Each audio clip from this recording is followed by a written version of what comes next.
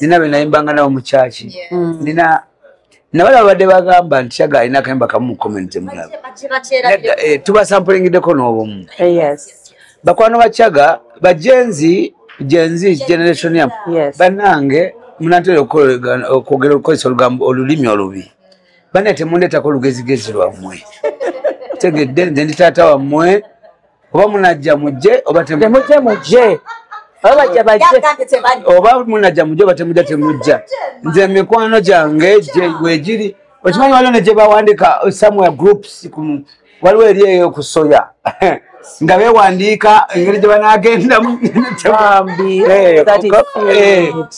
they are my friends waliwo eri enyanama ku Monster Studio kubanga studio nagikola Monster Studio nabo bali eyo bawandiika nti bani atagenda basonda sente za table zaabwe kati na generation jenzaalo obuzazi wedda kunatekako zi comment ezivoola temugeza ne mulinnyayo babagobye mubufunze obagobye omanyi teacher yani unless you are my friend or you are a friend of my son or a friend of my daughter or you are my son or you are omuntu ayagala okuyiga okumanya history w'ebintu naye omunaleta disrespect yamu wali omuyambuuzaako gwe nagamba gwe kati nkwadde interview yange kanti okatrendinga ku TikTok pisa wano kumbuuza otanze kuaa kisirusi banaye katrendinga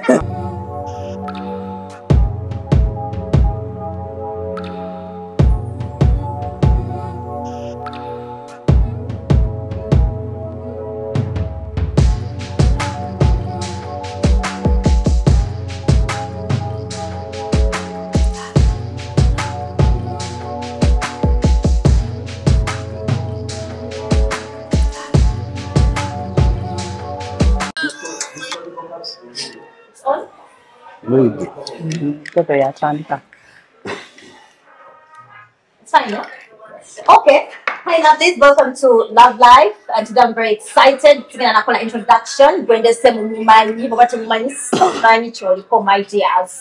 What about the woman? So we have Chagga. Yo, how are you, Chagga? I'm okay. Fine. Anti well today. Ndi very okay. Ndi mukusanyuka. Na bakuta batya? Okulindirira ekivulu kyange nga lumu November naye essanyu lye nnina nti abantu bangi na wano nga wera bakuvainazi wano babookinga tickets babookinga amameeza ebanga mene yaya no yeah booking olaba Shalom omusajja watu naye yabookinze emmeeza abagenda tulako nabaani concert eriwa concert eri ku katikati Lugogo 1st November. Abagala emmeeza zirimu ebika waliwo $1,500,000 waliwo $3 waliwo $2 sinzira ku bantu gye batulako $2 abantu 6 azigenda zirinnya paka ate yasingo ng'oyingira weka awo tujja kutuuza mu VIP tujja kufunawo n'emmeezi endala singa oli wa 60 anti ngamba nga abantu bana bayingira kusangako omuntu omulala ne mutulako babiri n'otabeera si VIP nakyo naye nteekateeka tugenda gikolako ofuna emmeeza n'osangako ddala omuntu akoni kugoyo class size ki nagweyagala musobola okujja nekwesonda like emmeeza oba ayinza omuteerako kati nga bajjo mmeeza n'amusangako nedda njagala mwabambulira mugambe basiiko bambulira package kijagala kusanga kati kyengamba nti no waliwo zibeera VIP waliwo kale tables then newabeerawo ne VIP newabeerawo ne ordinary kachestamanyi kati no tubyawodde mu ngeri ndala waliwo platinum gold silver bronze gwe tulina munene teacher mulamba ye why does Wilzo call you Papa the teacher? Because I'm the teacher. You're the teacher. Kirala mbale mpuliriza obuyimba bwo nempulira ngaliwo olwoyimba nendowooza Chagga Nepuliramu nga Kamiri katwala oluntiisiza nefuna n'ebiyengeyenge olwa nga osoundinze nga Moze netandika okugamba disiki negamba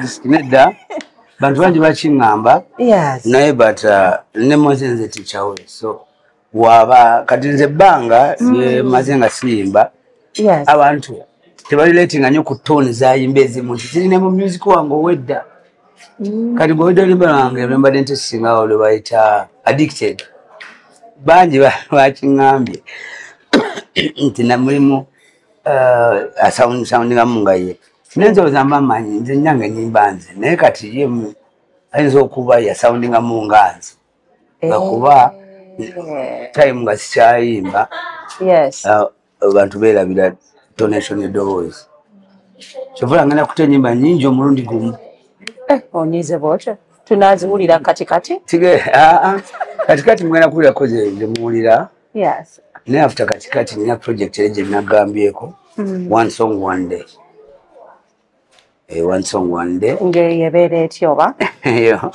nkola oluyimba lumu buli lunaku naye nga ndukola n'abantu abantu bayinza okubba akakodyo kange nga tesinakabakatani antagala tukakase ojja kubeera ojja kulaba nga omulala akatandikiddewo kati n'ekirala kyaga because you have managed many musicians ate ne bafuuka banene the Radio and Weasel Kamiri n'abalala don't you ever feel like jealous lwagwa nawe wali muyimbi n'owulira bubi nali muyimbi kati ndiki nada luli ati nawe wali muyimbi kiriwo kiki nti ebyokumanaginga Kamiri tebyalinga like management lwakuba lyerinnya lye tweyitanga nti manager naye ebyedda tebyaliko nti manager kubanga nze bamuta manager naye nga jasi njogera n'abantu babaze omubukinga batasobola mutukako ne bayogera nange n'okubukinga ki emirimu ki tebyalinga organized kubanga ne Kamiri yafuuka sitare nga tamanyi wetwali wetu era gyombuuza ejja kunyumiza story kati Kamiri namugamba gwe nofuuse wa tabbu nga mpakanya namugamba gwe nofuuse wa tabbu nga beeyi kale tezinaba kujja nga yakakuba Mama Mia yekka naye awo before Mama Mia waliwo zeyali yakuba edda naye nga teziri big wano nga oba tomanyi kati nobeerako n'abakusudiya nti waliwo media waliwo amawulire waliwo TV kati luli nga tetulina na video akayimba soka nobeera nako omwaka ng'onoonyeza video nga mugamba gwe kati kwe yakakasiza bamufuluma mawulire page ku 40 page netubikula ne makati nga yali nengagula nengameta nemugamba gwe nagambye nti akati bikula ndio gena kuba already yali atbatansi omubukinga nga already naye nga takimanyi ku magnitude erije kiriko nga yalowooza kino kya bulijjo naye nga yali nga amaze okubreakinga nyonyonyo then you're the one who wrote like the song Kumo Wesigwa, is it? No? I don't want to talk too much about songs of people. Yes. But I want to talk about the show, my show, to talk about the relationship between people and friends. Everyone is too big. What I was trying to show people is that you've also written songs for other musicians.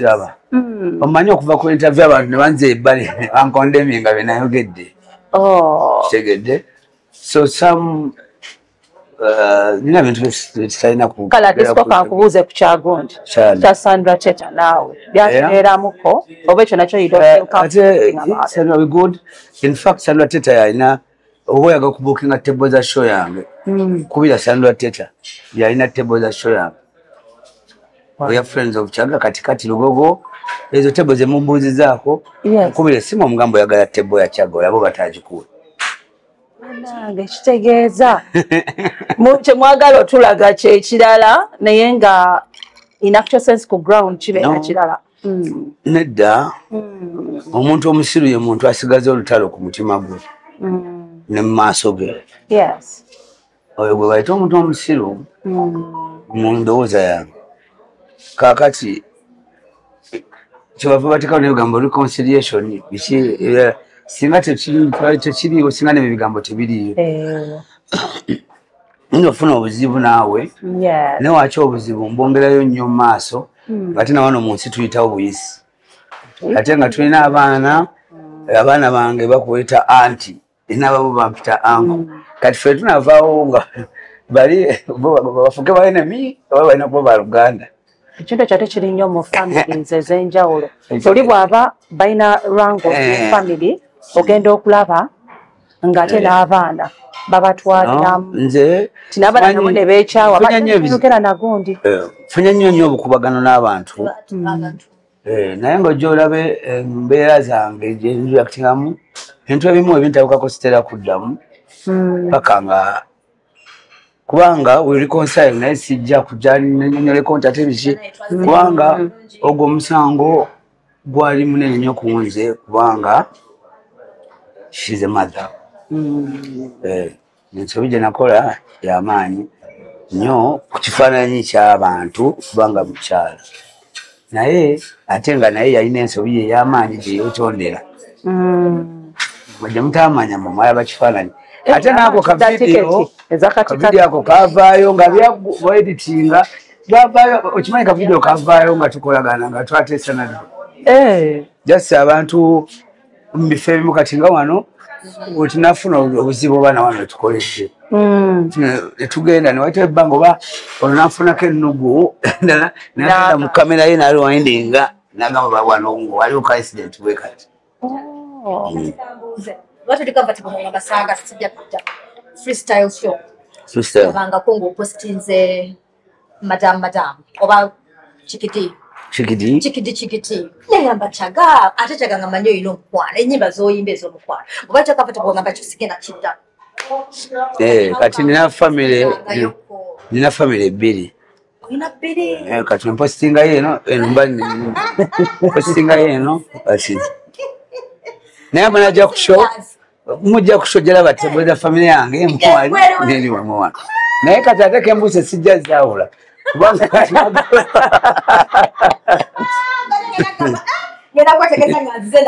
sigenda zaawula jagaji mwagala njawule mboola abaana bange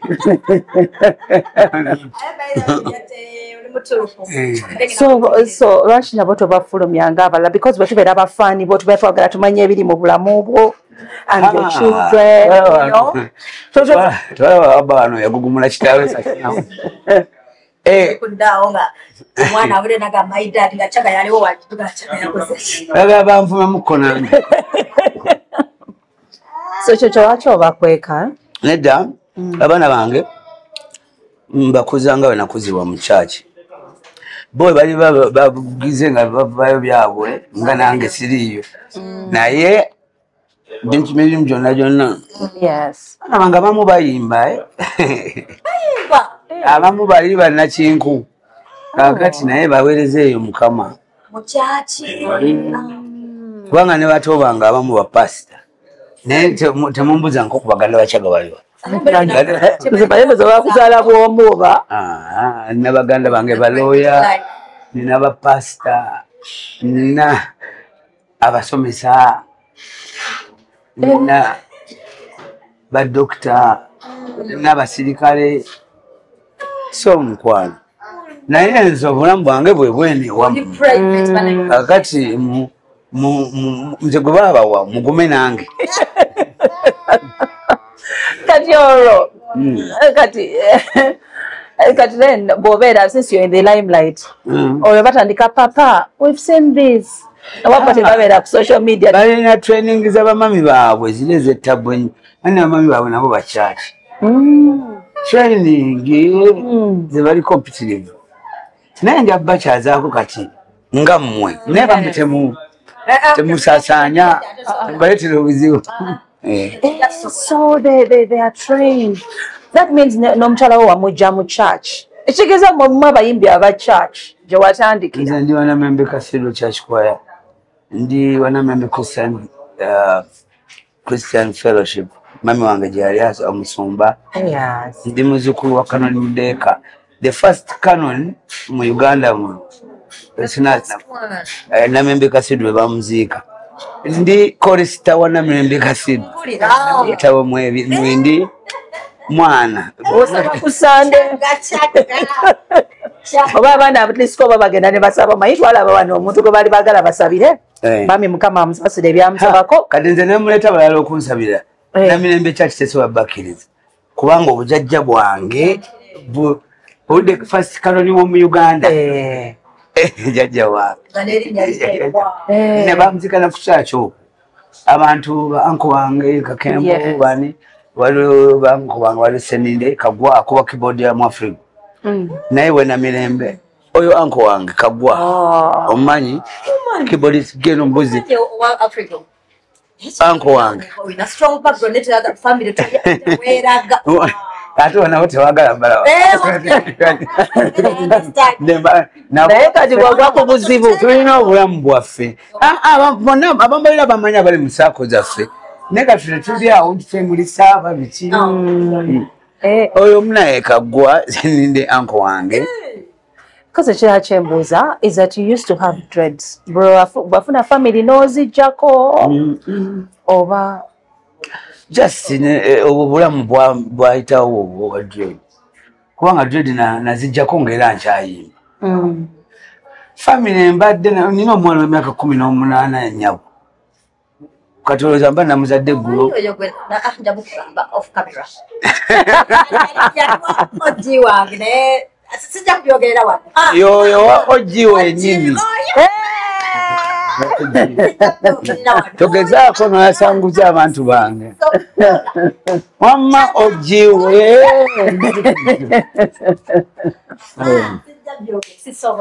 Oji we naye abaakuse kubanga naye ng'obuvunanyizibwa obutwala.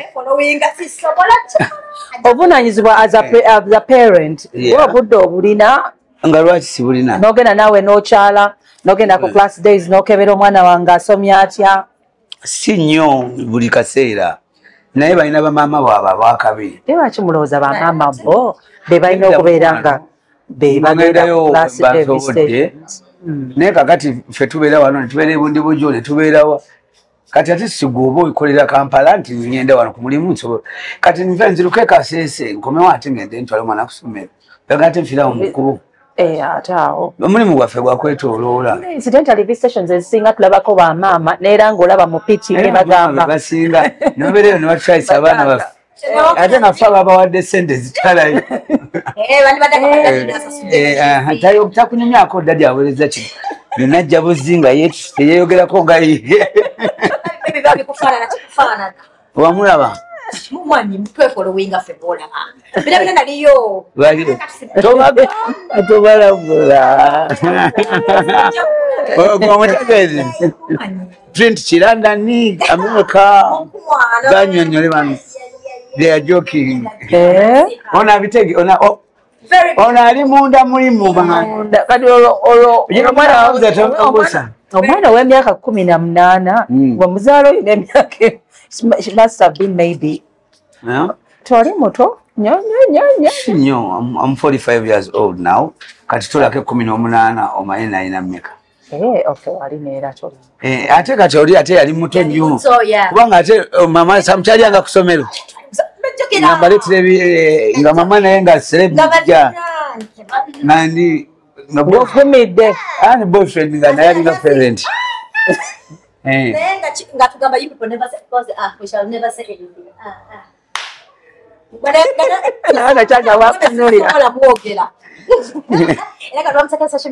I just like to chatting from inbox out.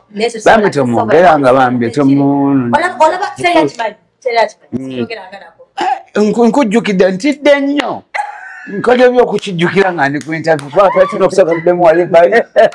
Omugaye nti bambi. Bantu bange, let my people be happy the way they are because they are happy. Yes. Ekitegeeza omuntu okukosa ennyo because I've never seen you. Bibenana bye bakola. Ebakukola obuleka bulesi ne biyitawo kati kwata ku bantu bange okirabika wenja okulabira olinga president naye agamba muvume naye temukwata ku famire yange don't revive Bambi, that is good. Yani uli mpageza ko mulabula. Amugamba tuveyo. Tuveyo. Your first song. Yeah. My first song. Oh yeah, it was a love song, I remember. You know, omwana gwenyagala you know. Yeah. Kati ngoleko. Eyo ne first commercial song yange. Naye ate olimba lwange olusoka lwali lwa rap kubanga nali mu Bataka underground. Bataka lwali lwa rap. Atoba bana abakaye. Atoba Chaga MC zino zijiddemu misinde. Tempise batidde nambalese bamatidde. Mpulira. Cha butonde bobo wakana nkusabye buuza ku kakande. Mpulira. Bataka underground. Yeah. Kati awo nenkyusa. Nenze miono Mana, you know. Kati nze njagala ntoluli missing my baby. Nsinga okwagala. Olutula nti lukadde ate lupya nnyo. Awaliwo zinfunye kabite. Omutwale mubite. Olutwaluka. Birungi. Oyo mukwano gutali mu mabala. Oya mapenzi aganali mu buju tobesiga bateke kakasengeja weno mama komoli ne basirya shekeza nange siri waluno awata ona sinengera mu misi my baby nawuli akwa abantu awo oyoga machaga gena yimbe nyimba meka Maiko mweso nene ajenze manyira baina kamanyira. Wamina ngabano zena kayiba kamera nabatenda bakamisa I wish you know. Kati abantu abo baba atakokunda banga ba manager. Yes. So manager kati ate. Yes. Omanya abana abo balina empisa embi aba generation ena shobola babange sibabe basembereza nnyo. I know. Kakati bamanyira tebalina muntu baba kitibwa. Kati je tamanti ne radio gwamatira atenzi ya making radio nze yamuyigiriza buli kyayimba. Very true. Nze nkakasizza ku gundi abamatira omuntu ndi fan wali am voice naye yabuze ko kuli am voice ali tichawe interview ali am voice ozuli abagamba chaga yanzikalia nga mu studio mazenda na kuteeka ebweru nagamba atenja galo imbenga nkuulira interview zitsango ko ninga abantu bazisoma mu generation yabwe awo namba nkwisa mental school so fuuka ekyo kibalaba kati abantu abo bayimba Wenzo wa biba somesiza ndi sola bimba. Uwa nkuwulidde tata. Kirabika no vino album olabika. Nina kubideko kwa album empya. Nenga bukaimba uli style ndo nanga mata mpuliranga ne mugambo jamuli nayo yonze. Na talented. Kati wali wakandetedde biyenge ne mpuliranga ne mugambo okakaso yosimoze. We kaliwa kandagire bakatandagire. Nako kandagire kwekana kaimba na wizo ne ku YouTube kwekali. Nyabondagire ejimune chitondagire kwekali noku kangambe ntino ya bakinze no ngamba oyo nzema atenga kuwakanya badenga kwanda nyiniro wizo ya imba ne radio geno mubuze kana kaimba wakaimba nani wali wani radio yali yafa mukwana ate binje niwe naye ngo buyimba nina bungi Chobanga kugambe ngena kole project one song one day. Kubanga disrespect of the teacher. Kati muna embadde nsaba atandika okuyimba dodo. Dodo. Omufundi yagwero galewo oluggi. Olaba ne ojiwe teyayimba. Atenga yali masape. Jamulaga ko bila tena lugambo tofayo. Ngambe nje. Okera kumpewo. Njakulaga face yali Angambye ajamundaga after yali obali achali na print so disrespecting abantu bamu labano achali print ngakugabe feka tuchagerenti lero video so how come you ngakulingiza big papa English eshegeza banayo liwa bande na ngajane kwano na hiti kati obulaba buyono nabuyimba nange ndi siri musajja mukulu bakwanda bali buvubuka ngofula sene nga naffe tuli mu buyimba baffe nga tuli bato. When was the first time you got a gig? Ochajjukira my gig kasente ako akasente akasookera ddala akasente okutandika okufuba akasente akasooka oba wakakula muki ebyokwimba bire byabataka twalimbanga ku divya tusabina nga tubonaabona nnyo akasente nkafuna nnyimbi ezo ziyono kamiliyoni yona yafulumira ku albamu ya Kamiri by the way. Kati Kamiri wajja nitandika okukubaawo tufuuse hiti nze backup vocalist nze song director ate nze manager ng'ekikono kiri awo abagezaako kukuba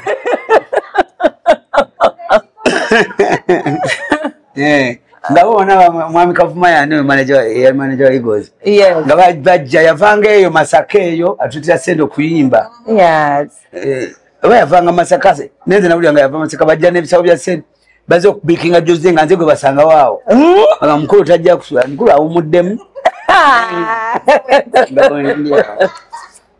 Abitex atanze okwewubabuba alina ebivulu bye Abitex no million no chameleon ebivulu byalinga ngokuwa ekyasatu nga sente nyingi kati awenalamuna no million no chameleon asanyuka nga tuyinze abo mabadi batuwa nkaaga Abitex asooka tatuwa enkaaga ngana okulaba nga kikubye nnyo ngamba Abitex todda naye sente twazirinyisa ku speed gwe mpasa million ngenda okulaba gireeta bangi awo nga buli nnaku wiiki nkyusa sente jankulaba kasana nga zibanguyidde okuleeta bakwa booking zibeera nnyingi nnyo azisobola naye munaye nga buli nentitegeera ti omuntu oba tomanyi kyoli waasi kubanga buli nayongerangamu nga bwera bungi ngenyongeramu genda okulaba tufuuse ekizibu kati nemoloka nga tuzigulira mugade tuba tutambula tuze ku bankinga mugade nsite netulagi bawandiseeko for sale tusobako enamba y'essimu kamiyoni nga ngamba bakubira kasite musanyusa nga mbakubira mujja wano ku motoka yamwe mbamu nga vugako emu nga nvuga endala nga zonna tuzitwale waka naye twali bato nga kyekiriko chains ali 20 22 tugula zi chain ezakabi emutandika n'okutravelinga kati nga mufuluma bweru ngebitu byonna biri plenty everywhere but I like omukwano gwono yali ku yayitaniza butagejja ndabirira cash flow giwulira yali constant waliwo kyoyogedde nempulira nga ddala kituufu abantu abamu tetumanyi value yaffe. It's always good nomanya your value. Kati nze nakuba olimba lwange olusooka nze jjuka naye namanyira ndi backup Kamiri manyega kati nabatandika okumbuuka nga nze nga simanyi nze nga nimanyi bya backup kumbe nnaku ya sede nyingi nga abantu balejinya ne bampayo ekyasatu kyana kumbe nga newunya kubanga buli bambukinga wiiki mba nekyo nyingi nnyo n'ogamba nodde emabega nze nga neŋŋamba kyokka nze nga sikkirizaamu nti ddala nalumbano wange luli ku alubamu y'oli kati nga simanyi magnitude nti nze backup ate banjagazaaki naye ogenda okulaba bakwita olimba tobeesiga bateekeko akakunguuta ki ekyakuinspiring awo mwali muli kwani munange oluyimba terwaliko inspiration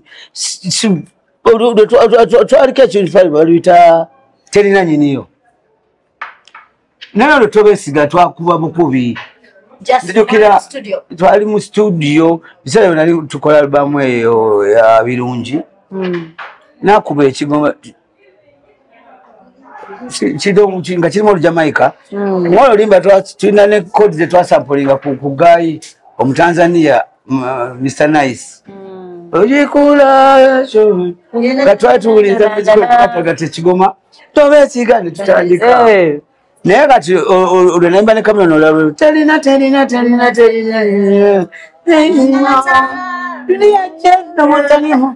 kati awo twali twayawukanamu kati twali tukozemu because they semble all stories kati twawukanamu tudingana ne tukubaya akayimba ako kakati omanyi abantu bazibu wetwayawukana ne Chameleone mubeerako abantu abakuwaga nga tebaagala muddingane wadde nga baleno bakupikapika kati wenkeera enkya waliyo show bayaba abajamaika be baali bajja oba Banigeria bamampaga bagenda bampaga bagenda okulaba nga tuli ku sound check ne Chameleone erugogo emisana tukutambula tuti nafuna empalana mu bantu abaagala entalo mwamulabye wankwe nengamba naye kati oli muganda wange koze ebintu bingi nnyo bye mutaliimu kati namutidde muntu muwala nampala ajanga mwana tubiveeko nga mugamba nti anti tetubivaako ng'olaba bigger picture nedda oyombamu mwe temulina bagana temuyombamu na mikwano gyammwe kati gwe teweewuunyiza nnyo kubanga sanga teta yatunda tebo ya show neewuunyiza abantu temwegatagatta mu mpalana z'abantu ba social media babaita ba social media in-laws obeera enoga munaye nokusawa n'ebigambo eno n'ovuma nnyo nange gwomanyi okuvuma waliwo omukyala oyanvuma bamwita Asia okwo ebintu byammwe ebyo TikTok n'ebivumo wabiwulira byeyanvumako olumu kati ogamba gwe omumitinga bwenti wendi nga bwe yayogera kati gwomanyi ne famire yange kakati omukyalo oyo nomala omulagako ku bantu bange webafaanana famire yange kati oyo omukyala kati nagwadde okwo nanvuma byonna ebigambo byakozesa ebyobujozi kati gwe n'omulengezako obulengezi nti baabo babeera bwe batyo okitegedde so munaye temwegatta mutalo z'abantu temuvuma abantu ye kakati anvumira kyokutuuka awo wadde oba bamuguze amanyiiko ki none of them know me they don't know me ebigambo ebimu bano bammanyi now they even I think you have a family, you know, like at times abantu abavuma ku social media they family. I have families. You have families and abantu abangoberera nina abantu bensomesa nekwebo bebamatira abamu bayise mu ngalo zange zino ne kakati naye abaliko abamu era bakyali under my training basama soja bali am voice sibe bayimbira kati we basama soja to mwawa kuba ekivulu we akuimbira bubi obali am voice akuimbira am voice mama yatuka anatera nga nkyaleeta n'abalala kati why don't they want to attach me to my brands right that means waliyo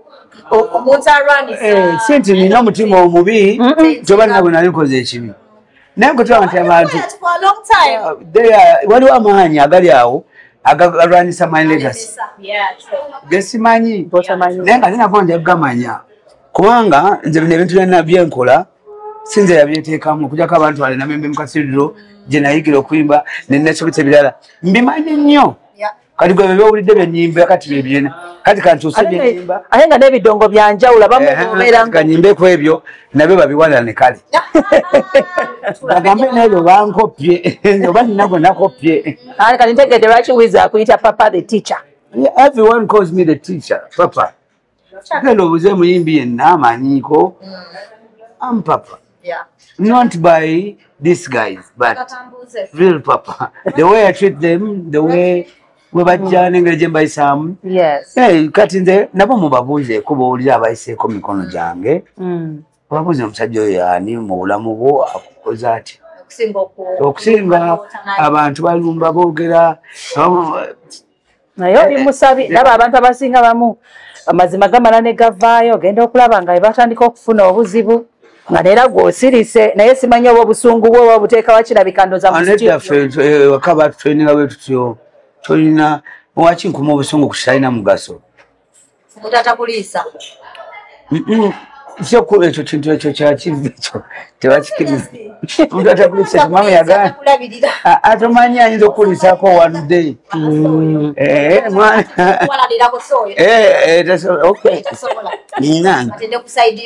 munanga abantu bakulumba omukyalo oyo yanzivuula nembeera obutivi nemutunula bwenti nga nkalo singa amanyi anyway first November katikati erugogo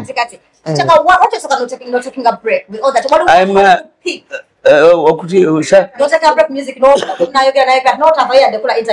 anti kakati Chameleone oyo omuku nsonga ezambuza Chameleone oyo kamba kubunyonyola story libweti wonja ukana mne Chameleone nenga nenkolagala kulabala n'abalala nanga mbimanyi ne mane tudingana ne Chameleone twayokana naye nenfunda za mirundi mingi kati yasembayo yeyo je twagenda okola kakamba terina kati nagenda ne mola wange motoka oyo gomanyo oyo nga muto kakati netukola olimbo Chameleone oyo ovaawo mu studio ayita abantu abalala bawulizeeko kati mwaba abantu abalala mubeeramu bad vibe kakati Chameleone atanywamu akokunywa kati ne bamutuninga Mfuna bamugamba kati nebagamba tutemula mali tumugambe kyaga kwa musiya begging for chi kati atiko ne fulme nene nyo mawulire kyaga nti naze no mwana wange nga tufukamide tukulolinga kuma vivi twegayira kabina nengamba nga naze mbulungi ne tukola n'oluyimba no mwana wange my beautiful daughter nti twaze tufukamide kuma vivi nengira namenyekanya omutima nengamba abantu bange nemmanyi asoke ngende mbatobereko mu nsenda yabawuliza olwozi namenyekanya omutima nengamba nekyokoze mbulungi abantu kwegamba nkubiddwa nnyo emisumaali ekyokola ekirungi nga abantu bakukatira nensoka nzeddukirako wano nengenda mu buwaŋŋanguse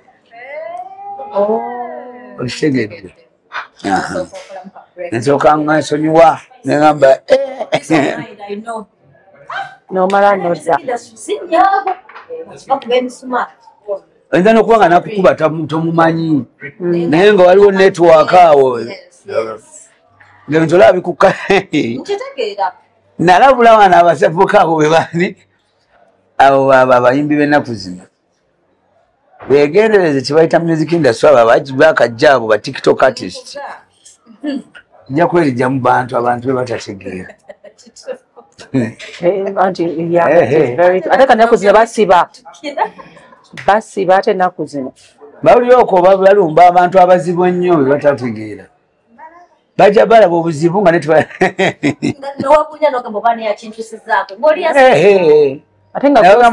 tusaako obuzibu ng'alinaku island ku sessions nga ali anywa kacyayi nga obuzibu bukutuukako wano ewaka kati wali wadde attach connection yonna kutuukako wadde okwogerako bajja bategeera mpola mpola bajja bategeera oba bawulira bamafia bamafia bali mu politics yekka bajja tegeera namuziiki mulimu bamafia kati waliwo kyoyogedde nti enkokola mweziri omuyimbi bw'aba tulaba oba oli nga alina ekirowoozo ky'okuyimba golaba nti ovaaho ku scene nomala nodda wuyo kati ogenda nakukola concert nga lumu November omuyimbi omugamba ki ennaku zino munaye kati mpulira banoonya kagambo kaliko ne bakatambuza bagenda ku trend yes naye kirungi kubanga commerciality banoonya ekintu kyo meetings ne bacreatingeyo ne content nga bebayimbako birwawo everyone can sing about love. Everyone can say I love you. But I love you eyo gyogedde otya esobola okubeera mu mitima gy'abantu okumala ebbanga okusinga okozesa ekigambo ekimu nti nkwagala nkwagala kiyinza okumakinga meaning awo nga nkigamba naye nkozeseza bigambo ki kibeere nga buli lontunulako ogamba wabula njagala kyova olaba ngenayimba ennyimba awo nemunabamu abantu oba abiri oba asatu naye ngenda yimba ennyimba bonna anabeerawo ajja kusanyuka awo mbadde buwa example kubanga olete table eziri books zisukka ndawo muwendo just kasonda banga nsanyukamu mayani tibiriyo table ziri in fact show yange oba ejjudde table zokka tebakiwa mankubuuza VIP nakito byogerako ordinary bulijjo simanyi nti ndi corporate netegedde nga ndaba kati munaye ndi corporate munaye ba corporate be balwanira table zange You can't even believe it. Ola wano wajano kuyaya. Did you see? I saw you being shocked that because we were like excited and we're like, man, it's so cool. And then you looked at her. When I remember abantu bansanyukira nenga ndaba sisaanidde. Because you know zobero lozo babya naye bakwogerako. Mwana fanta kula humble church people. I know. So tell us. I know what I'm saying. So kuyimbira kolona ku November. November. Gwe bomanyi kati eno show redirected by Eno Tigana and Sama Soja. They were directing kati ali muri aso sidi yonzi zeno. Bali sida jali ebweru naye tomumwe dictionary yewera. Is that the dictionary? Tayeka doctor mu camera jaji tunamwencha anti yakatuuka na jet lag. Tejo wacho bada kugamba tu. Tugenda koye. Akoye bambi. Chale kumupira tulukubira baliza okay. So check. Show kati mbana kwa buyi. Ndikati eri kuli yaso je mfudo okujja wano. Waliyo Eno Tigani as conductinga Sama Soja Liam Voice. Ye timu ya kati bebali amajenga ange gali eri press conference mwajira batwala Liam Voice wano beba. Era timu yesoka. Kati naye abayimbi bakwano banga abawala. Anadaba mu generation eno naye Joylanda. Oh. Tegede. Dinayo Winnie Nwaji. Okay. No, I don't Winnie Nwaji. What serious? Dinayo Naba kusasira ajja kubaayo. Oh, that is. Naye jali. Kati ate neba papa research. My papa. Naba pita papa. Bina kusasira jali ku show. Una ayogeze n'ogamba nti bana ebintu bemwogera. Ati ntidde ati ngamba abantu basirika tamanyi. Wadde nze bampita papa naye ate waliyo my papa. My friend Papa Research. Yes. Waliyo legendary Ragadi. Bana yenga mufaanaganamu like Ragadi my papa naye tumugera Kenya kutunga. Emeke kati nayo my Leona Island Soldiers. Yeah. The big man himself. The chameleon. And the branches. You know? The tree and the branches. And the branches. Where the Rocky? You know you. Pay bats. Pay a cat, pay a cat, pay a cat. Mamsaka ne muka kamili wancha anagamba gwe pita pepe odoza sikumanyi. And the branches. Chameleon ne tuba chiti nze chakata swa kubaawo nga twali Chameleon. Kubanga Chameleon we studied these things. Yeye na afuka ensigo ya meru kenye bibala. Yes. Fena kutwatandika okunoga. Kubanga kale nze natandika ne Chameleon mfanyi mu bulaba. Tanzania Miss Uganda nga twambala na bifaanagana. Nekati wine dreads there. Naye nze ne mbeera backup ne ntitawo na kufuuka manager. Nako kwata sente. Erinnya lya Kyaga otoza kwogera Kyaga no nekubulako ekigambo Chameleon. Olaba nange Kyaga yayimbanga nata kumayiba mu ngamba Kyaga oli yayimbanga ne Chameleon. Olaba nange tandise ne Chameleon nga Chameleon tumuleke bina. Kyagala mmwe Chaja mumuletedde ebizibu bingi namawulire mwakyawaganya famire madde okole mwasamu ebintu bingi nnyo ndoza waseka nga olwakwate kati muli munda ayinza okukwata yaŋŋamba ale kazeeyo gattagatta naye anti era bali mu America nabali oyinza okuba nga nze netutenga agenze ku mbaga naye nga kyenyagala kirala balaba ku baana be nga let me tell you abantu byenkubuddeko baogera bingi naye Chameleon ayagala abantu be kati teri kintu kigenda mu yakomya forever nga taddinganye n'abantu abo ate ne Maama Daniela yonna gyali awo wajjukire twasomba ebintu bingi naye twakubalaga nga tusomba ze tuvayo nazo zonna tukoco ng'ali eri mu universitero banaye sente zaffe ng'olumu naffe tetusasulwa nga tulina okugula ebintu ebingi ennyo bye sitajja kumenya mannya abaana mubazadde baabo balungi nnyo nga agwatasonyiwa munno gw'onooba otya asonyiwe gwe kati bakitaba tamusonyiwa nze nabude banaye byogera byandi babituufu lwakuba nalabye wizo ne teta ne ŋŋamba bina sigenda kuddamuku mb'oli ambuuza nti tuwa magezi Mwiba biba magezi n'amagezi mujja kuwa abantu abatali magezi. Badde nkyapolota Mama Danira. Yenze backup wa mwe mpano kwa mwe. Naliwo ebintu byonna nga bibiri. Kwati ekisojjukiremu akati nyako kuba omusonyiku. Ebyonyoni ebintu bingi tetubizibu. Obunoonya akantu kamwe kati. Ko tusonyirirako. Kubanga kati mulina abaana 5 kati awo tuyambe toyongerako eri jono ne wano omukaaga. Wanga tujja kuba amkana nga asobola okufa. Nze manye ngejagalamu abantu abo. Nze sina kugenda naze kulanga show yange. Mumanyi ekikwatagana kwa baba. Era ebyo n'ebijjawo asooka n'awunga n'addako eri. Yes. Mumanyi kyayijja kuterera mpozi mwena mumuyambe mumwegayirireko. Mujja mufiirwa lwabo abantu. Neda bannange. Nze mbabulidde amazima. Era bakadde nti buli wagenda America abaana balaba n'ogenda okulaba naye nga kwali. Abaana bamuwezi abalaba basangawa. Ekyo nakyo kikulu. Bamute basangawa. Walimaiko nga basange wakaawe. Naye ng'ennyumba eyo mpulira nti yagigula. Naye abazungu bimanyi. Naye waliwo bakuwa perimeters. Restraining order. Bakuwa perimeters zolina okubeera awali abantu abo. Abantu bali baddeko ebulaya mu kimanyi. Kati bayinza omubulya alina okubeera mu mayiro 5. Oh dear. Oba kaenda supervised physics ezo gatewetaya abaana bobitakera. Naye kati manyi naye kyasobola okugamba ayinza okugamba naawe lwaki tewayambako. Okola ki? Nti lwaki tewayamba during those times ebyo byayogera biba bituufu. Ebyaki? Okuyambako nti ki? Okuyamba nawe setulingako nga mukwano gwabwe. Setulingeko? Nga bw'oli mu kwegayirira. Anti ogambye waliyo biri byayogera naye mulimu n'ekirungi. Ogedde buno wakati bugenda kugundi ku mutimbagano.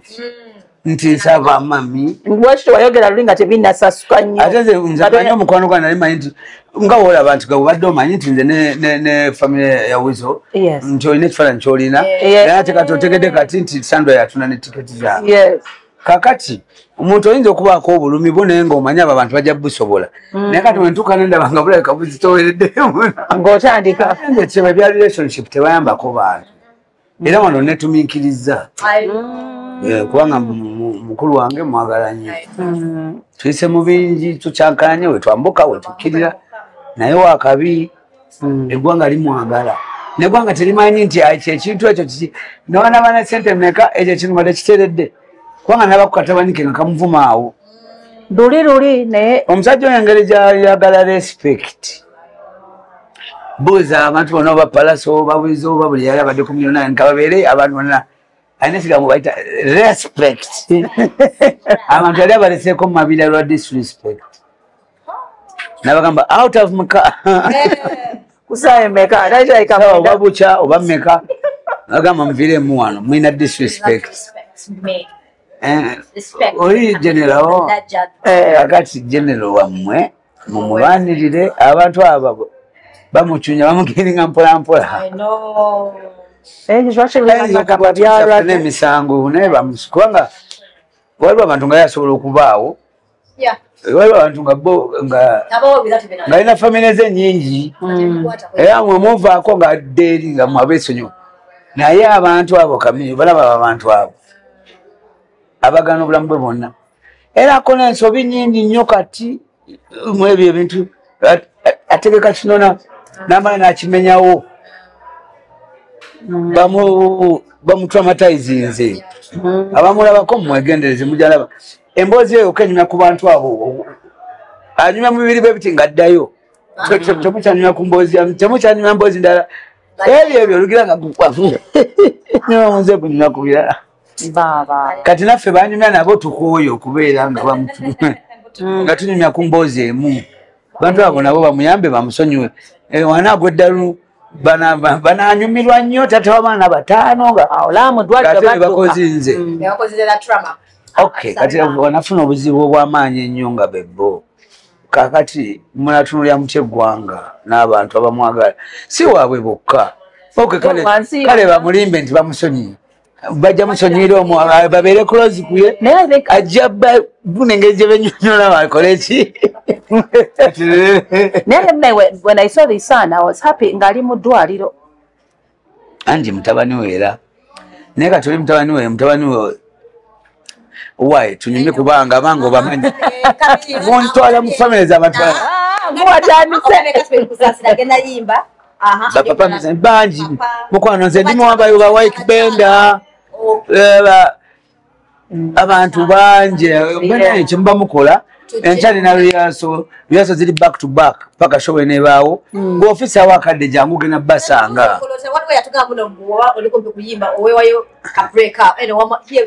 ono teacher njagala oyitemu riaso mukwano obadde ogenda kubeera nga aba tiktoka voices. Is this your second? Multiple voices. Is this your second concert? No, I did concerts before.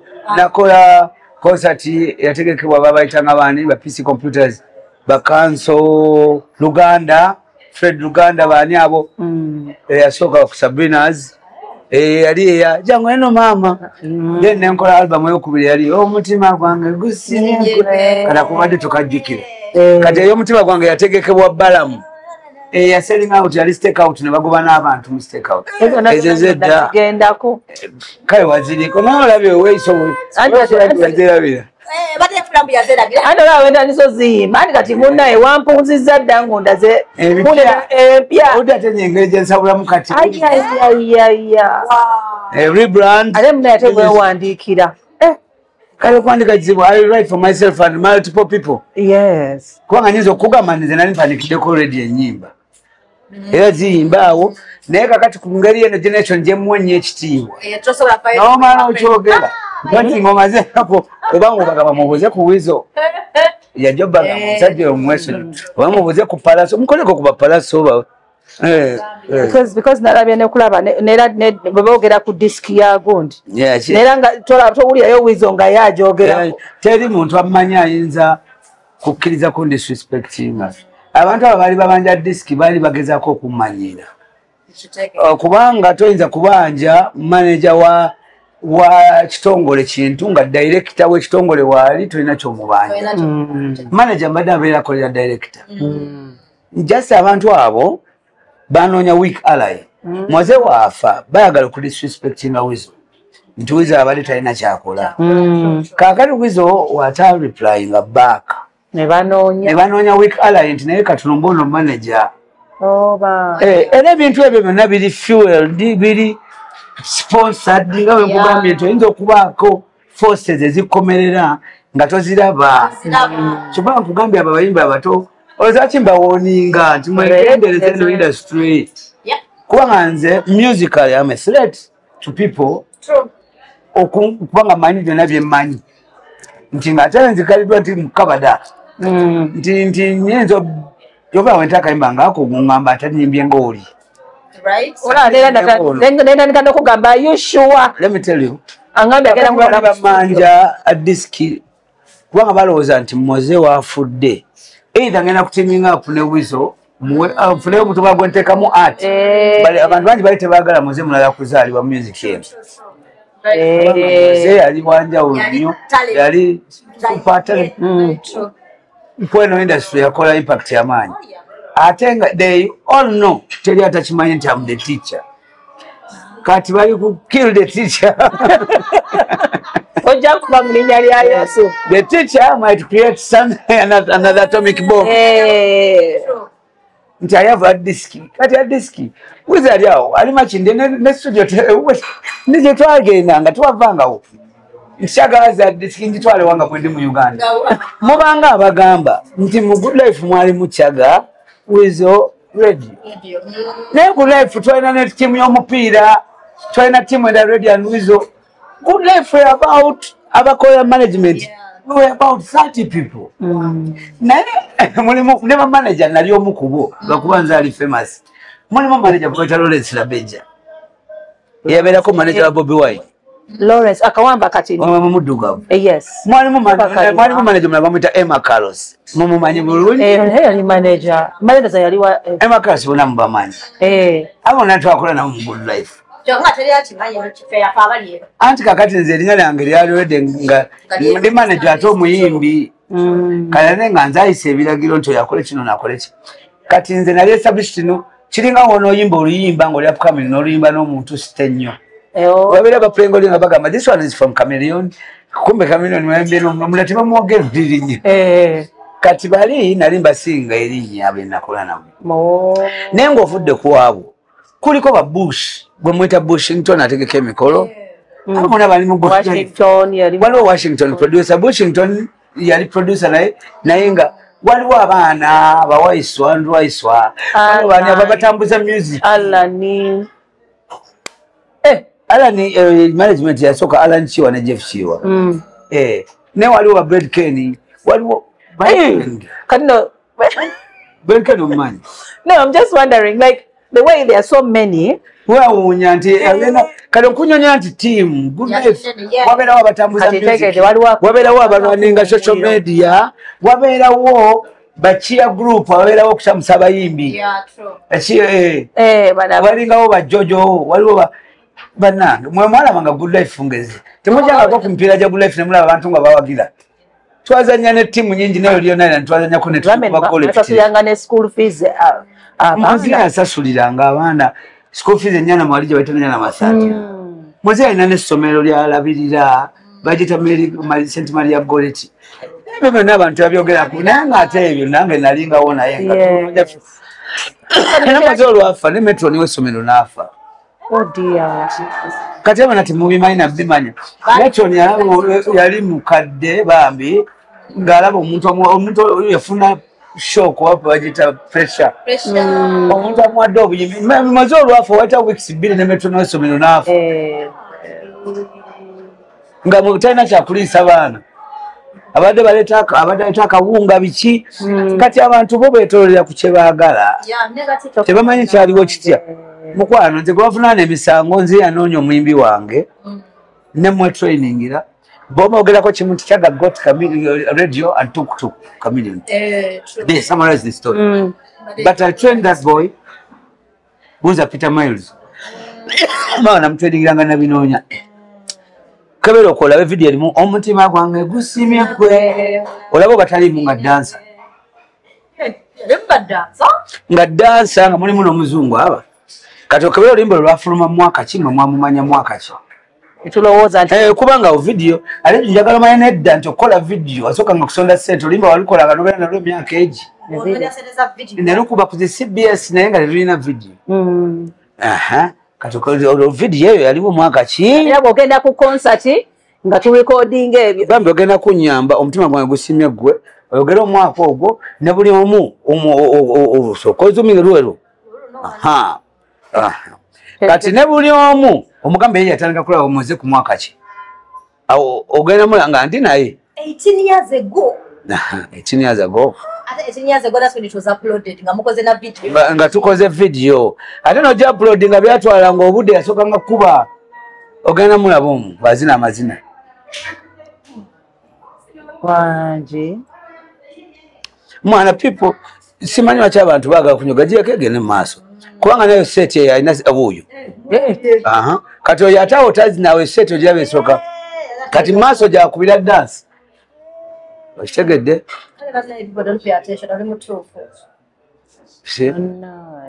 kwegamba nze netwe nekolera ebintu byange naye just nina forces zesimanye zinwanyisa zirwanyisa legacy yange. They don't want people to know who I am exactly. Shots nyingi mwali kali ogenda labezeza climax nga akuba dance n'oyo muzungu seged awalaba oyo atudde n'agana kati ikebera mu maaso ogenda mulaba ngakuba kati ejo myaka emeka awo nga tayimba ngayo kayimba n'aka awo nga kyali mu military school yange ali under training. Ola kayimba ke yayimba ke yatandika nako ka Jennifer ni Jennifer ako ngaka omulengera mu sati ya bound line nga mwenga kuba dance so tizichajja ola abantu babera tebatumanyi don't know us Namunange. I think that the information is there, but people don't want to research. Shorts is it also you know. Yeah, and the brown food. Shirt, ne jeans. Wala watu dene mulengera nga yeye nyini. Mukwano. Nali naye. Nenga era olaba nali boss man. Buli comment kaka. Who is here to see radio? Zalo ya mulenge. Wao watogera kwa sababu abazize bafunonye. Nategedde. Mukwano. Radio wanga unga mutamanyi na bilibaawo oba uli bambi omulabe kati mukwano short series kati ngaza kugamba nti awo yali tanaba kuba anything kati nga ne mu dance agaza ko kutuwa dance nga nazo tazimanyi itegedde ngali si awo labawo bani abalala mu bantu betuyimba nabo nali naye aba abona bote mubamanyi mu video manyi munze naye that means I was with my boy awona nga tamanyi na kiri babaawo bali basita bali mu stuka nenze namugamba gwe anti na nomuntu atuyita mundebaawo nga nvuga emmotoka nga abantu bansibula wankona kwangamba egwali basibula bakupaddemu bali muganda banze sifaayo nimugamba gwa bagenda okusibula gwe bajja kusinga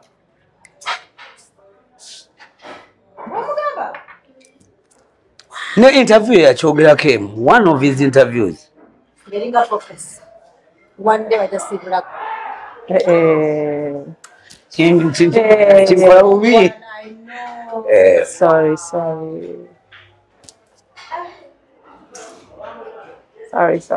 Sorry. So koja ko kamera yankwega hivi. Tumaliriza oba. Gwe. Mukwano.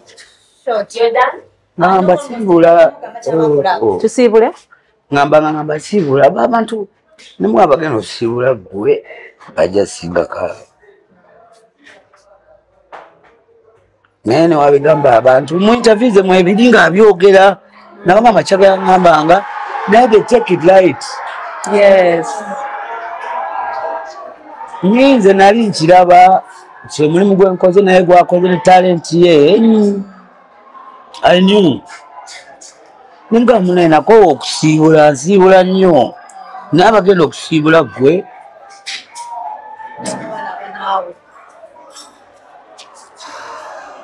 Tetwakwise tukona kuwaza. It's okay. Nzijukiza. Nga nkimugamba tuyitawo. And then he made you proud meanwhile. Very.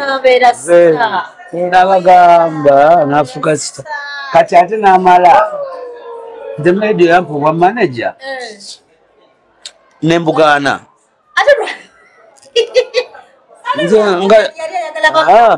nga generation eno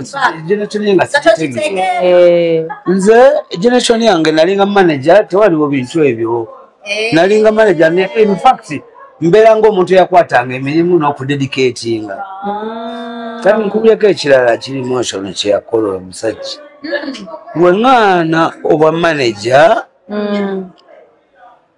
muze n'akwata sleeping bag yaba amagye nagireeta nga atandika osula ewange ng'ayagala okkirize. That was how long? That means he really respected that. Ndagamboze omusajja wamuyita Samekulu. Yeah. Samekulu abeera ne saa. Samekulu. Ne Red Banton, kubanga Red Banton yali neighbor wange by then. Omusajja najja n'akampinga ewange. N'agamba nnokkiriza obamu ng'afunyemu obuzibu nabo bamanager be ba Jeff. Yes. Baagala bere manager. Najja ne sleeping bag y'amagye. Oba yagijja ku afande Rutainama yali mukwano gwe ko bagita bapu ese je yayimba oba yajima ne mukayimba balina bibajiyita mu lulimi olusirikale kubanga yabeeranga nnyo n'afande Rutainama n'omulaba mwita afande Trevor yali awo musirikale Mayicho njigiriza obutwerabira abantu omanyi okubeera nga tugenda twambuka ne twerabira abatuyambyeko naye ate for him he never forgot. Nangamba ne mugamba mukwano simanyi siba ndeka basajja abo nga nze ntya nangamba siko yali avuga golf ya black. Nangamba let's go drive around. Netuvuga nga tukirya ennyalama nga wenerooza nga mwana you know ebiseera byali aguddewo n'akabaala wange okumpa omulimu gwa manager. Akabaale wandegera nga bakaita Soldiers Bar. Abaali ku Soldiers Bar bamanyi olugero olwo ewandegera. Ebiseera byali yefudde musirikale. Ngayagala kuba omusirikale. Ngamba by'abasirikale byokka vula n'ebbaala bagiyita Soldiers.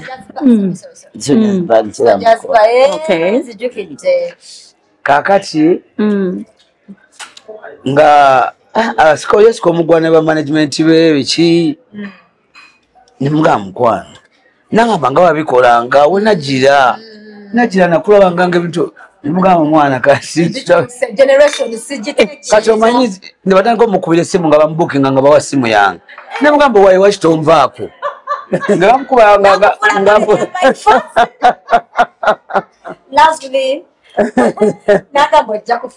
mukwano nalina oyo omusajja gwe bayita Samikulu gwe kugamba yali manager wa Camille bangi omulakumita wasa abo bali ku Monster Studio bangi abaaliwo be nali mbeeranga nabo baide Sam kati si manager wa oyo mulala Kasa yali manager kalino Sam Mukasa ali naye nze teacher we manager sa ali Sam Mukasa aliko ne manager wa Camille bane twayombanga ne kwano ja kati gendo obuze Sam mukwano kati Sam Mukasa yali muyimbi naye ngayimba ne Kim Swaga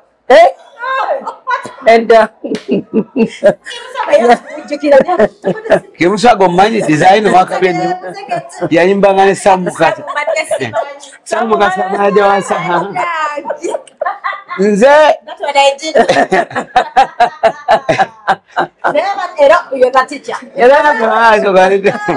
bane tyakayimba kawe wali ku American Embassy Machinje nkawulire munda abo bakaisa Sam Mukasa yali manager wa Camille.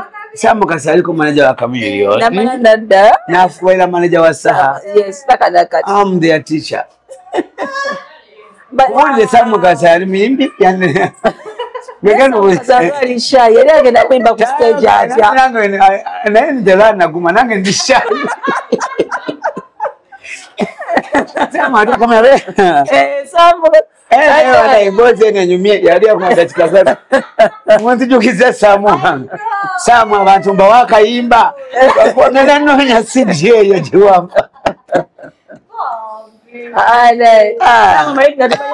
Sam Camille aliwo wagambye agenda kuja banda ndi wano njogera naye mwana kaya abantu berabe naye ani Sam kati wali atidde nnyo wanayosafeeko era saba nnyo akayimba kambule kubanga emyaka mingi tewali china kompyuta kali ku CD okimanyi no tewali like kizibu nnyo okukkiriza nti Sam Mukasa yayimba kalayika lwe lulimba lwe Sam Mukasa terwafuluma Olini yayimba ne Kim Swaga nga alinga ola radio anwizo. Mane radio anwizo tebera kawo.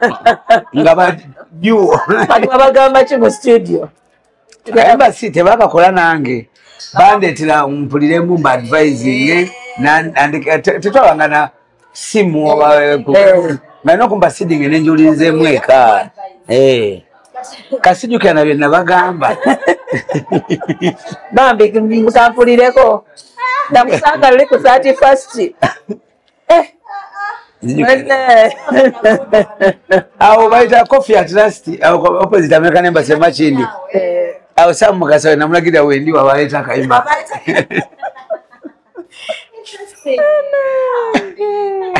Oh, this was nema zote zwa nembozi nyingi. Kati awo mutu galinzaawo. Kati nombako omuntu ngatena yaina angodaja kute. Oli wamu. Mukwano namfu buli omu abasinga bonna bwe mulabaawo kati nandijjanja banyumiza ya Jeff era tebalabala Jeff Kiwa yayimba nkugamba eyo yalulala yakusasulira ssente sikugambye ntanyumiza sasula emmeka ebere ya bbanja Amba wadde nnyo mbozi mtatya kutya. Mbozi banga ayinza okusasula esinga ezammwe. Era Jeff yalina ssente. Nangamba nkwegayiridde. Ajja bisirisa. Naye nja ginyumya. Samukasa. Soka. So on the 1st of November, shoba jitabatya? 1st November, Friends of Chaga. You know why I said Friends of Chaga? Because in my Lugendo Range, mubaddemu amikwano mingi nga oli abyenyumiza. Nje nayo ango ninayo mikwano. Nina benayimbanga nawo mu church. Nina nabala badde bagamba nti Chaga alina akayimba kamu mu comment emulaba. Tuba samplingideko n'obumu. Bakwano ba Chaga, ba Gen Z generation yamu.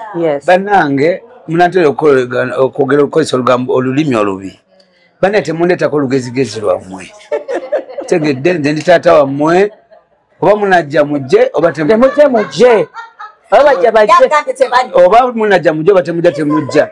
Nze mikwano gyange wegiri okimanyi waliwo ne gye bawandiika somewhere groups waliwo eri eyo kusoya nga beewandiika engeri gye banaagendamu.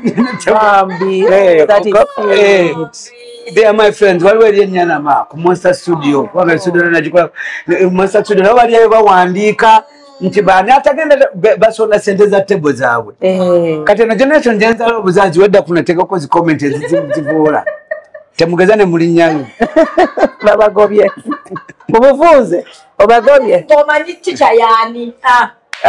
Unless you are my friend, or you are a friend of my son, or a friend of my daughter, or you are my son, or you are omuntu ayagala okuyiga okumanya history w'ebintu. Naye omunaleeta disrespect yammwe wali omuyambuuzaako gwe nagamba gwe kati nkuwadde interview yange kanti okatrendinga ku TikTok pisa wano kumbuuza otanze kuaa kisirusi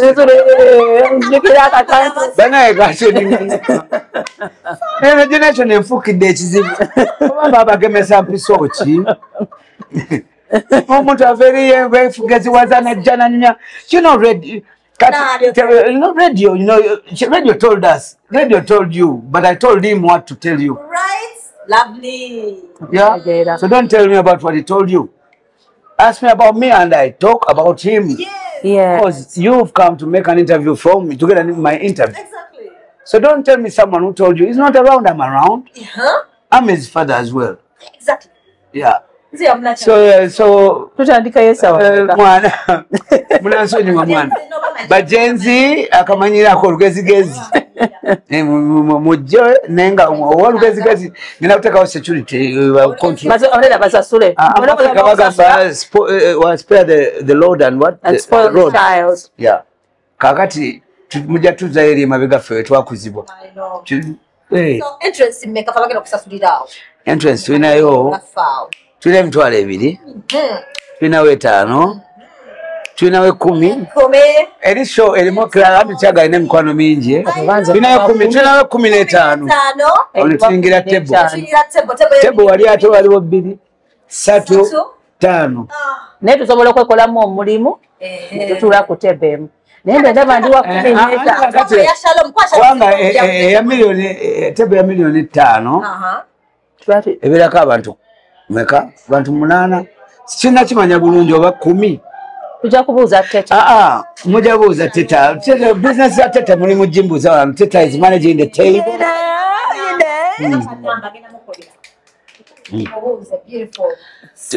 Boina ba oji babalala basomako. Anche mbuuza ba oji bagambe bajje ono yenyine ono. Ne oji omugambe munyonyeko ku dress code kubanga na kuzina agenda akaddiwamu. Dress code yo kwambala je. Anti kakati mwana chinkugamba kati mbise eno nine bimbi byesobola kwogera. Kati mubule gwengeri jogera nnyo ku kamera. Oso mugamba tugunde bwetuti. Munera to nene bintu byange mude mwere silanga za mwezi nti mwana wano tulino basa kubanga lero gena kubeera naye ku table emu n'abaana baffe bweyongo kati otandika saa meka sure etandika saa gena kubeera nge kubeera by sawa 10 oyinza otugamba kubanga engeri saa mukaga kwa you know what engeri jendi omusomesa w'abayimbi njagala nnyo talent kakati new talent egena kuba eyimba kuba ezisaawa saka buli new talent enokuweebwa opportunity to showcase kati abantu ba friends of Kyaga bamanyi omulimu Kyaga gwe yapatana nze abawagizi bange kyokola abantu bangamba simanyi gendako eno simanyi okola ki simanyi tambulako abawagizi bange balina nezi WhatsApp group bamanyi okujjako abawagizi abalala amanyi tubeera ne ba friends abantu okay bamistakeninga ekintu they are fans they are supporters they are followers kati abo nabo beera bawagizi naye kati abamuffe tutuuka ntuva ku ssali aba fans netufuna aba followers followers ye muntu amanya bamikyaga alabika ng'omulwadde kakati ovulaba nakikozeeko ku interview mu nga mbanyi abayimbi abamu bafuna ba fans ne batandika okuvuma abantu bafani ye muntu abeerawo bafani babayita bazikubira ze fani yabeerawo today tomorrow tabeerawo tomorrow engalo azikubira buli ajja fani naye kakati abo fani bafuuka bafollowa bebobolaba aba Afrigo Band abawagizi babeera bamanyi nti kati eri America ejja kudda kunaku bweruti neweemala omwezi nga teri mu Uganda lwekomyewo shejjula gwolowooza bategeera batya obligato batandika ssaawa 7 gwa kiro ne babalinda neera bafaani baabwe nga bayingira follower ye muntu gwama kampu mulemu ng'oli ekifuba kikuluma nemuddayo ne munywamu ne ka drink ng'eri babasuna zigita fani aba yakuvuma edda totumanyira sente zaffe ne bakuba n'obutebe ne bamenya n'obutebe naye follower owummuza namu ne munyumya ne bagamba kati tuddeyo tuyimbe you interact you become family kasi nange noonya ate bano abagundi bano abali ku social media tebo aba social media tubayita bwewaba kwagala bayigiza ng'ekyo omuntu afuuka follow nga oyinza okuba ng'obuyimba bwange wabuuliranga nga mami waabo kuba ewaka nga naawe obwagala nga nange wempuliriza obwa Sebatta obwa Kafeero obwa mbumanyi buli kigambo kubanga nabukwatiranga waka babukubanga kati waliwo nawuliriza obwa Kyaga bwati kyobulangamba jangweno maama abadde bavuma ne baddamu ekigambo ekiddako nengamba kati bakiyigiddewa kakati sheeno twewala onga ekigambo kyenagambe kali Kamilton kyayagala disrespect. We deserve respect because we've worked hard for that respect. We sacrificed everything. Mbanga ku muntu nga buli gwogerako wakabi nga gwe yamusomesa kyakola kali golooza nze ticha mbampulira ntya basaana kumanyirwa bumanyirwa bwepi nedda leero ekizanyikiza nti olesewo n'omukululo like abalamu naye baba tebasomesa ndivaawo olwo likitegeera manye ebintu Kamilton abambi akayimba basiima ogenza ojja kitegeera nti kubanga nina ne bennasomesa abali embaale nga nabeerabira bangenzeyo ku show nga bannebaza munaye papa nga bali mbaale bali many koze nze buli ajja bonna babuuze mutala ku mutala waliyo eyo nkugambe buli kyalo ate nga mbalaba okwo nejjuka nengamba oyo mwana nina abankuba essimu nga bannebaza nga bampayo kitu kidogo bampa ebirabo nagende katikati tubalabe banana papa nze bwe yakola boti let's support Kyaga appear 4 p.m. until morning all different artists okutogenda kusooka okwewuunya so yange egenda kubeerako abayimbi abayitirivu ennyo ate nga bayimba bulungi lwakubanga oli teacher they are part of my legacy waliwo ne boosomeseza ng'omanyi ne bufunziza nga tumanyi waliwo abagula music we n'amufiirako nti tirina okuyimba ng'omusajja nga wamusomesa in this guys nga yeyago kati nganze omuyimbi gwe nakopperako bino ebyokuyimba bamuyita Luciano mu Jamaica muyimbi wa reggae naye tamanyi naye nze nagula buli tepu ye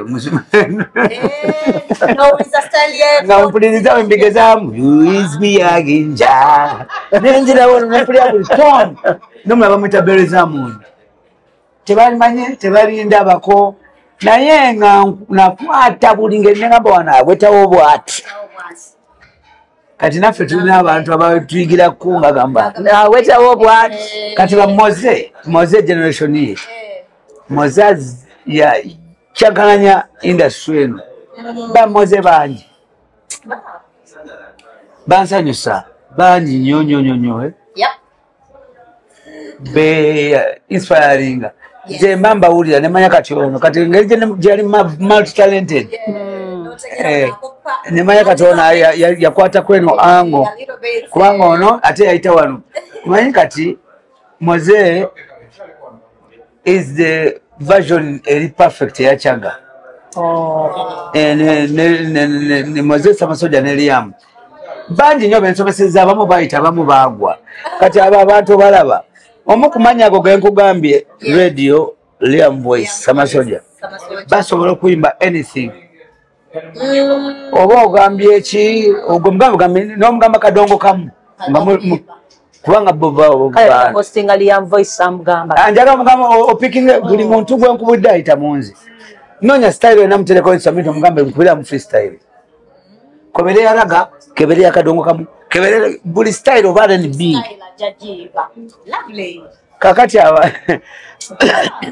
kati abantu Moze ya focus nnyo je madenzija nti Moze alina styles nyingi nnyo muye era naye nyimba ze zonna tezifaanaganya style lwakuba waliwo tonation gwe jo cha tone eyogamba nti oyo Moze naye style bana bili music nyebyo music bayimbi babitegera kati waliwo nyimba ezimu datekako eyo mungi ezimu naimbyo bamufalo abantu bali bagambye ali auto tune simaya auto tune kumbe bali balimba bali amontije auto tune akawulirako lulina wira abantu ngaluli achali mulamu edda bakivuma bagamba auto tune nange bakingamba konti naye nti bebo naye forces ezinwanyisa kati zagezerwanagako naffe radda auto tune naye twayimbanga sherugo nga ziri live twayimba ku Africana nga ziri live kati auto tune bamuteekamu batya mu analogo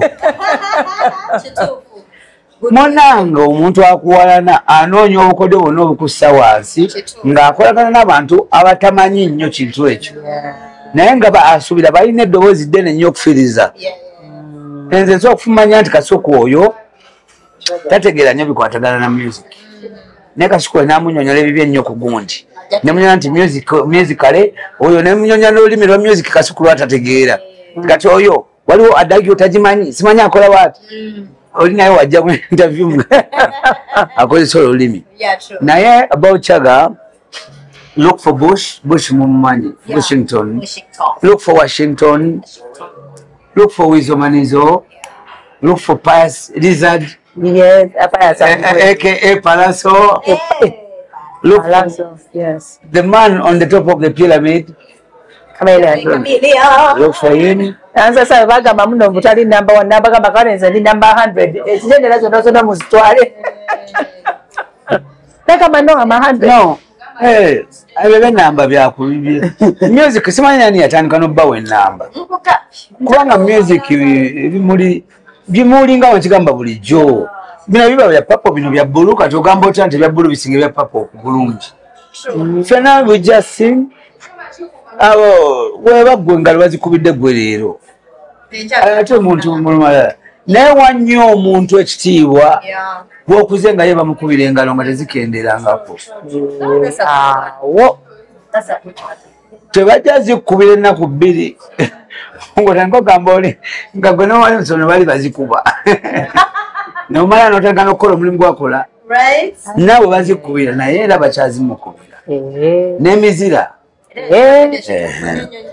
so don't mutemwewa namba temwegeziwaza bannange tomulina namba nawe lwano olutalo lwa pato lwa bamutani ranking something ne DJ Michael Viper ranking na DJ Michael ne analyzing olutalo naye naseka Viper ranking mukwano gwange DJ Michael mukwano gwange kakati Viper ranking alina ekizibu kimu mu butuufu bwe naye nga tesi mutuufu muto wange kankuwulire bakaanira wa dancehall the dancehall king kati Viper ranking yo obuzibu bwalina ye ayimba dancehall kuba dancehall ali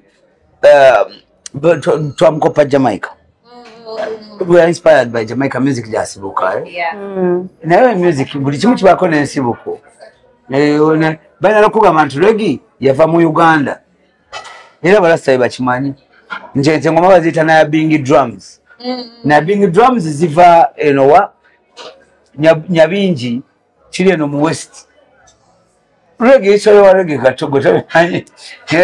Okimanyi reggae bagamba ava mu Uganda asimanyi mountain history wala Kwa tumanyi terinya lyo alisomako mu gundi nga waliyo Tanzania. Nga ebekala moja. Chaga bava ku mountain Kilimanjaro. Naye nze kyagambiddwa. Nsalamu. Chaga kati nze mbadde nakutwala Uganda. Kakati enwe. Mbadde nkunywa Viper Rank. Yes. Era kachina Alansis kanji kuwenga nze. Nabo kyagala olutalo. DJ Michael Elder Munange. Viper Rank ni mukwano gwange naye teri jamu bantu abakulu. Yes. Okuba dancehall. Kale kikubuzabuza lwakuba gwoyimba nga Abajamaica. Naye ekyo kuyimba nga Abajamaica kitegeeza nti oyimba nnyo dancehall okusinga ono. Kubanga music yenna gwe muyimba mwembi bamuyita dancehall, ono ayinza okuba alimba mu lulimi lulala. Naye mwenna alina esinga fan base. Oba ogenda n'obalamu wakayimbako mileage bunabe wakayimba kaliwa ina abantu ba nti omuntu atandike okubakako nawe noli atandike mukomuko njagala kaliaka another dance was kuba mundongo. That's what means music that plays in the dance hall. Music with the beat. Kakati go kube bulungi nyo ja kuba tone nge business signal. Okwe ya chikubanga beba king of dance hall ngabuchi. Naye tosobola kwenka dance hall kachogera wawane wamwe waka. Kubanga eri toli star. Nawe byokuba eri agabere stay wamwe. Yes. Kubanga bali bobikopa ko tosobola kubanga bo. Wane waka osobola musobola mukomko. Nelido, nawe tugenda kubala statistics sales na lido watandika bitegedde mukwano ayi banke kyemugamba munaye ekino ekyo kibonyabonyeza abantu olina nko kugamba nti banaye kati popcorn nampulira atya popcorn takumanyi akumanyi ekyagambiddwa Geoffrey chaga soko sansepa uchagamira Geoffrey tomanya Abajamaica bokopa balina ekigambo dance hard before you dance abroad. Dance hard before you dance abroad. Kati nti amazira gazinire waka nga tonagenda eri abroad abo bemukopa dance hard before you dance abroad. Kakati why do you want to dance abroad before you dance hard? Waka nga tunawe I know where we're proving itegede eka soko kagasabe waka ntino eko kagasaba namwe interview amwe nyimide nnyo mwina olaba kana inafe tumumidwa etuyize n'okuyiga we are good